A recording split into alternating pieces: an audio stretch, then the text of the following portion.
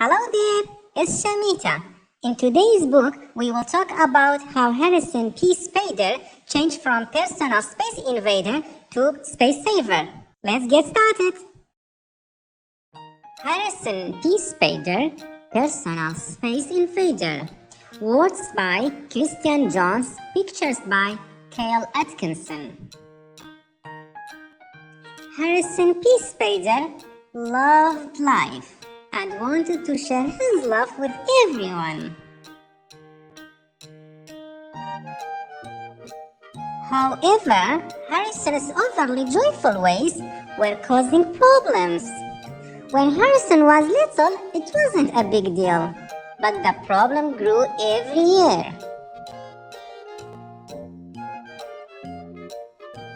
He sat a little too close, shook hands a little too long, high-fived a little too hard, and hugged a little too much. And Harrison definitely did not know the definition of a close talker. Harrison P. Spader was a personal Space Invader.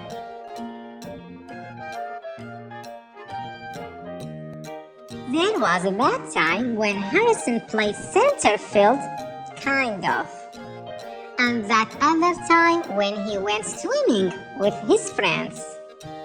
And who could forget the bus ride to the zoo or story time at the library? His family was used to being smothered in love. They were just that type of family. But after calls from teachers, coaches, and other parents, Harrison's dad knew he had to have a talk with Harrison.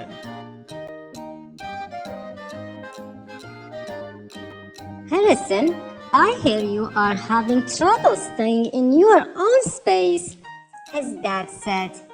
Not really, I don't need much space, Harrison replied. But other people need their space, his dad reasoned.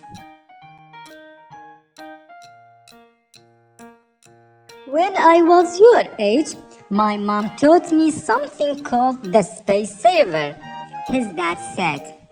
It's really simple. Arms out front, then out real wide. Now place your arms back by your sides.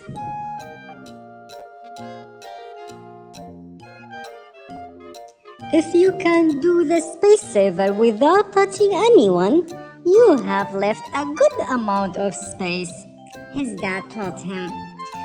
Harrison and his dad practiced the Space Saver over and over and over. By the end of the night, the entire family was doing it.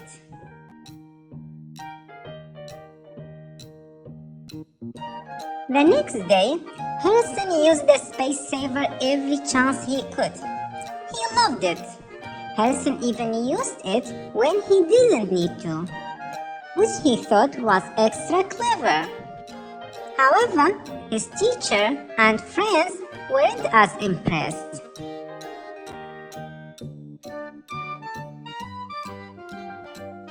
After another phone call, Harrison's dad had a few reminders about personal space. I know you like the Space Saver, but sometimes it may be too crowded for it. Then just put your arms down, be still, and try to stay in your own space, his dad said. Got it, Dad, Harrison replied.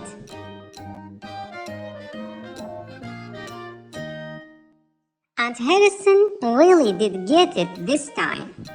On the bus ride to school the next day, Harrison wanted to squish in a seat with two of his friends.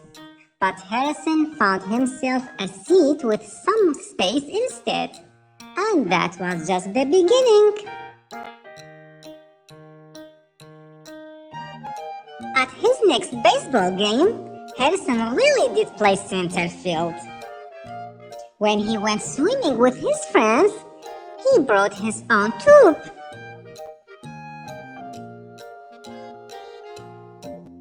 And during story time, he actually sat on his own mat and didn't move it closer to anyone. This took extra restraint for Harrison, but he did it. Harrison didn't get it right all of the time. After all, nobody's perfect, and living personal space can be tricky, especially when you love life as much as Harrison does.